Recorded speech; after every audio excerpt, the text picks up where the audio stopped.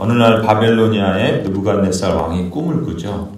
그런데 도무지 그 꿈의 내용과 뜻을 알 수 없어서 큰 고민이 됐습니다. 왕은 그것이 뭔가 심각한 꿈이라는 것을 직감했던 것 같습니다. 하지만 자신이 꾼 꿈의 내용을 기억해낼 수가 없었던 겁니다.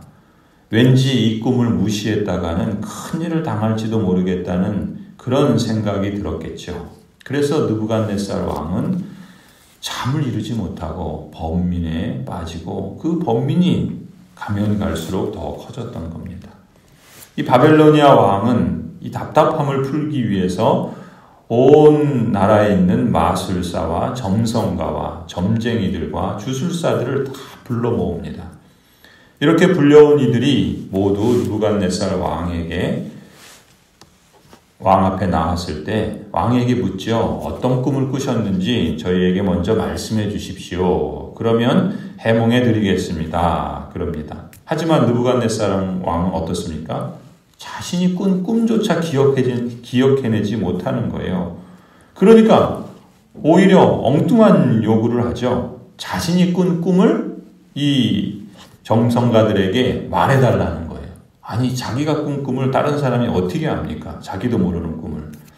그런데 그런 요구를 하는 거죠. 그러면서 자신의 꿈은 말해주지 않은 채 그 꿈과 그 꿈의 해몽을 풀이하라고 요구를 하는 겁니다. 아니, 꿈의 내용을 말하지도 않고서 해몽을 하라고 하는 것은 그게 가능한 일이겠습니까? 그런데 그것을 알아내지 못하면 죽이겠다고 이렇게 왕의 하는 이 명령은 바벨론 술사들의 입장에서는 기가 막힌 노릇이죠.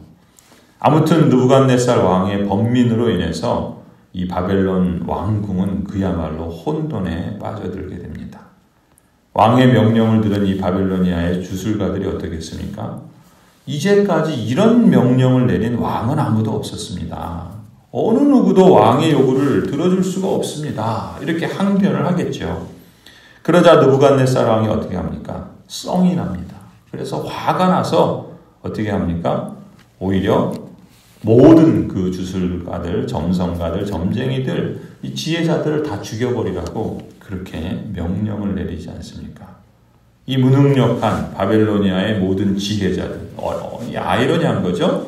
모든 지혜자들인데 모르는 거예요. 이 지혜자들을 다 죽이라는 명령을 내렸는데 그 명령에는 누구도 포함되어 있었어요?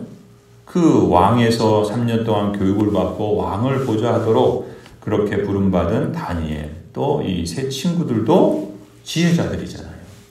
그런데 그들 역시도 이제 죽이라 이런 명령을 받게 된 겁니다. 오늘 본문이 그런 내용이죠. 여러분, 본문을 보면 우리가 여러 가지를 생각해 볼 수 있는데 먼저 생각해 볼 것은 이 느부갓네살 왕이 누굽니까? 당시에 이 전 세계의 가장 큰 제국을 말한다면 이집트가 있고요. 그리고 바벨로니아 이 제국이 있습니다. 그러니까 이스라엘을 중심으로 할 때 남쪽에는 이집트라는 어마어마한 제국이 있고 또 북쪽에는 이 바벨로니아라는 또 어마어마한 제국이 있는 거예요. 그러니까 그야말로 새우등에 등 터진다는 말이 맞는 거죠. 아무튼 이 바벨로니아에서 이 남유다가 멸망한 거 아닙니까? 그래서 포로로 다 끌려갔는데 그런 천하에 호령하는 제국이 바로 이 바벨로니아예요. 그리고 그 왕이 느부갓네살 왕입니다. 그런데 이 천하를 호령하는 바벨로니아 왕이라 할지라도요, 그가 할 수 없는 게 있는 거죠. 아무리 힘이 있고 능력이 있고 그 군사력과 또 그들이 만들어낸 그 문명을 보면 찬란한, 그 당시로 보면 참 앞서가는 문명이었지만 그럼에도 불구하고 이 왕이 할 수 있는 건 인간의 한계가 있다는 겁니다. 그리고 그 지혜가 얼마나 제한적인가 참 허망한 것이죠. 그러니 그 한계와 그 허망함을 깨달은 이 왕이 어떻게 하겠어요? 할 수 있는 게 뭡니까? 분노하는 거예요. 썽을 내는 것밖에 없습니다. 그래서 그냥 홧김에 다 죽여버리는 겁니다. 전쟁에서 아무리 능력 있는 왕이라 할지라도 하나님 앞에 서면은요, 한낱 무능력하고 연약한 인간일 뿐입니다. 자기가 꾼 꿈을 전전긍긍하다가 그걸 알지 못하고 그걸 해석하지 못하니까 자기도 불안하고 또 잠도 못 자고 그렇게 평안이 없는 삶을 살아가지 않습니까?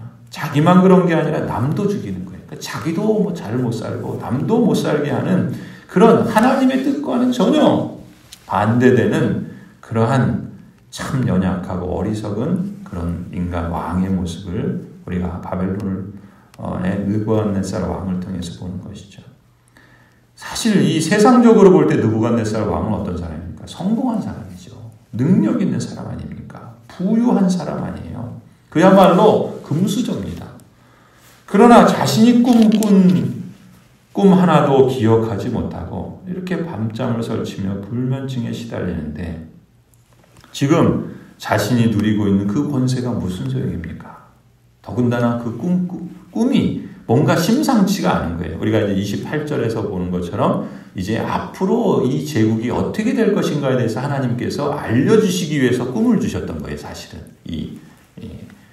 그런데 뭔가 그 꿈이 심상치는 않은데 기억은 안 나고 무슨 뜻인지는 모르겠고 그러니까 뭔가 불안했겠죠. 자신이 그 이룬 업적, 그 모든 권세, 그들이 그 자신이 소유한 그 부가 한순간에 사라질 수도 있다라는 그 두려움이 엄습해 오니까 불안할 수밖에 없었겠죠.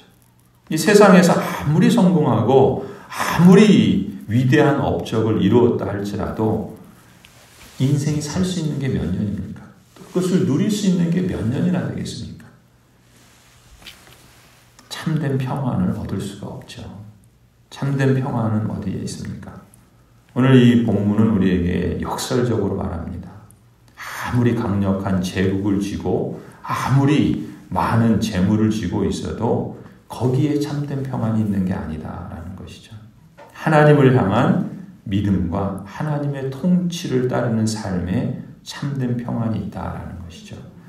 오늘 이 바벨론 왕의 이 무능력한 이 지혜자들의 이 지혜 없음의 모습을 통해서 역설적으로 지금 이러한 일들이 어디서부터 비롯되고 있습니까?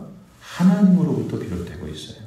그것은 지금 오늘 본문에서는 확연하게 드러나지 않지만 감춰져 있는 하나님의 그 섭리와 통치와 그 주권이 이 모든 일들의 발단이 되지 않습니까? 결국 모든 것을 주관하시고 통치하시고 또 그것을 다스리시는 분은 하나님이시다라는 거죠. 그렇다면 진정한 평안과 진정한 생명이 어디에 있는가? 바로 그 하나님으로부터 오는 것 아니겠습니까? 하나님을 향한 믿음을 갖고 있다는 것, 하나님의 통치를 받으며 산다는 것, 우리가 그러한 사람 아닙니까? 그게 그냥 자연스럽고 그게 아무것도 아닌 게 아닌 거예요. 세상 사람들이 하찮은 것으로 여기고 무시하고 참 그것이 뭐 대단한 것처럼 그렇게 여기는 우리를 깔보고 할지라도요. 그게 그런 게 아닙니다. 오히려 우리가 믿음의 눈으로 볼 때는 이 당시에 제국을 호령하는 이 바벨론 왕조차도 그리고 그 제국의 가장 큰 권력의 옆에서 힘을 누리며 지혜 있다라고 자랑하는 사람들조차도 그저 무력하고 아무것도 아닌 거예요. 하나님 밖에 있을 때 인생이 그럴 수밖에 없고 반대로 하나님 안에 거할 때 진정한 평안이 어디에 있는가 우리가 그것을 보게 되는 것이죠. 그런 점에서 우리가 그 진정한 평안을 자꾸 이 세상의 권력과 재물과 이 세상이 자랑하는 것들에 두려고 하는 그 유혹으로부터 우리의 믿음을 지키고 하나님을 향한 통치 가운데 살아가는 것이 얼마나 귀하고 소중한가라는 것을 역으로 우리가 되새길 수 있어야 할 줄 믿습니다. 또 보세요. 오늘 본문을 보면은 이 당시에 가장 지혜 있다라고 하는 사람들, 말하자면 오늘날 정치가들, 또 재력가들, 이런 사람들 아닙니까? 그런데 그 지혜나 그 능력 역시도 한계가 있는 거죠. 이 느부갓네살 왕은 자신이 꾼 꿈을 알기 위해서 당대 지혜가 있는 사람들을 총 동원했지만 꿈 하나조차 알 수 없는 게 인생입니다. 이게 세상의 지혜인 거예요. 당시에 말하자면 세계 최고의 과학과 종교를 자랑하던 이 바벨로니아의 지혜자들은 꿈을 해석해내기는커녕 꿈의 내용이 뭔지조차 전혀 갈피를 못 잡습니다. 그러니까 허둥댈 수밖에 없는 거죠. 11절에 이들이 이렇게 말하잖아요. 임금님께서 물으신 것은 너무 어려워서 육체를 가진 사람과 함께 살지 않는 신들이라면 몰라도 아무도 그 일을 임금님에게 알려드릴 수 없습니다. 이게 맞는 말이죠. 그들이 아무리 지혜자고 아무리 힘이 있고 아무리 뛰어난 사람이라 할지라도 알 수 없는 거예요. 아무리 과학 문명이 발달하고 지식과 정보가 흘러 넘치는 세상에 우리가 지금 살고 있다 하더라도요. 모르는 겁니다. 알 수 없는 거예요. 연약한 겁니다. 한계가 있는 것이죠. 28절에 말씀하신 것처럼 내일 모레 본문이죠. 하나님께서 느부갓네살 왕에게 앞으로 일어날 일을 알려주시기 위해서 주신 꿈이에요. 그 꿈 하나를 알아낼 수 없어서 쩔쩔매는 것이 인생이요 인간이라는 것이죠. 바벨로니아의 지혜자들이 할 수 있는 건 뭡니까? 10절 말씀처럼 왕께서 아시고자 하시는 그 일을 임금님께 알려드릴 수 있는 사람은 세상에 아무도 없습니다. 그들이 말할 수 있는 건 이거예요. 근데 우리는 지금 이제 내일 본문, 이어지는 본문을 통해서 뭘 알 수 있습니까? 알 수 있는 존재가 있지요. 그것이 오늘 11절에 말하는 것처럼 사람과 함께 살지 않는 신들은 몰라도 그러잖아요. 그러니까 그 신만이 알 수 있는 거예요. 그런데 그것을 하나님께서 다니엘에게 허락해 주시지 않습니까? 이 지혜자들이 10절에 고백한 것처럼 인간의 무능력을 고백할 수밖에 없습니다. 또 11절에 고백하는 것처럼 사람이 만든 헛된 우상들은 견질 수 없는 육체를 가진 사람과 함께 살지 않는 신, 곧 전능하시고 유일하신 참된 신 하나님 외에는 아무도 알 수 없다라는 이 인간 지혜의 한계를 인정하는 것밖에 이 바벨로니아의 지혜자들이 할 수 있는 것은 아무것도 없었던 겁니다. 그렇지 않습니까? 이 세상의 지혜, 지식 참 유용한 것입니다. 지식이 힘이라고 하는 말처럼요. 하지만 그것만으로는 하나님의 계획을 알 수 없습니다. 하나님의 역사의 끝을 알 수 없습니다. 이 세상의 지혜로는 가장 중요한 진리를 알 수 없어요. 가장 중요한 생명을 얻는 길에 대해서 무지합니다. 그런데 이 세상에 가장 무지한 사람조차도 예수 그리스도를 믿음으로 가장 놀라운 진리와 가장 중요한 생명을 얻는 길을 발견한다는 거 아니겠습니까? 그래서 세상에 지혜 있는 자들을 하나님께서 오히려 어리석게 만드시고 세상에 낮고 또 지혜 없는 자들을 오히려 하나님께서 참된 지혜로 이끌어 가시는 분이신 겁니다. 놀라운 하나님의 은혜이지요. 가장 근본적이면서도 가장 궁극적인 지혜의 근본이 뭡니까? 하나님을 경외하는 것입니다. 우리에게 그 마음을 주신 것이 얼마나 감사한 일입니까? 그렇다면 내게 있는 그 하나님을 경외하는 그 마음은 이 세상에 지혜자들이 자랑하는 그 진리, 이 세상에 이 힘 있는 사람들이 자신들이 그것을 의지하고 생명을 줄 것처럼 받드는 그 무엇, 그것에 비교할 때 전혀 손색이 없는 가장 영광스럽고 가장 중하고 또 가장 복된 것 아니겠습니까?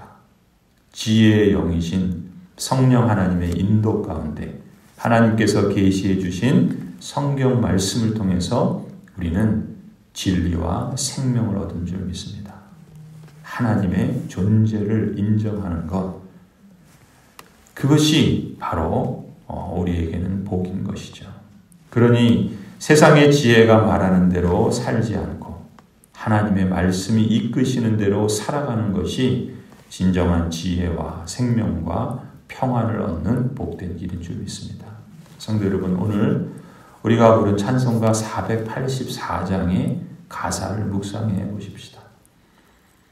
이 찬송을 묵상하고 또 우리의 마음에 되새기며 또 찬송을 부르면서 오늘 하루도 참된 지혜와 생명과 소망의 주님을 의지하면서 살아가기를 원합니다.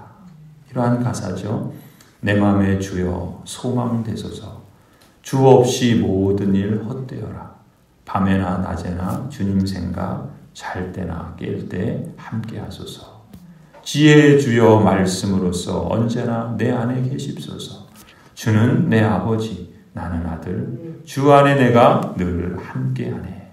세상의 영광 나 안 보여도 언제나 주님은 나의 기업. 주님만 내 맘에 계시오니 영원한 주님 참 귀하여라. 영원한 주님 내 승리의 주, 하늘의 기쁨을 주옵소서. 어떠한 고난이 닥쳐와도 만유의 주여 소망이 되소서. 이 고백이, 이 찬송이 오늘 저와 여러분의 찬송이 되고 감사가 되고 소망이 되는 귀한 복된 하루가 되기를 간절히 축원합니다.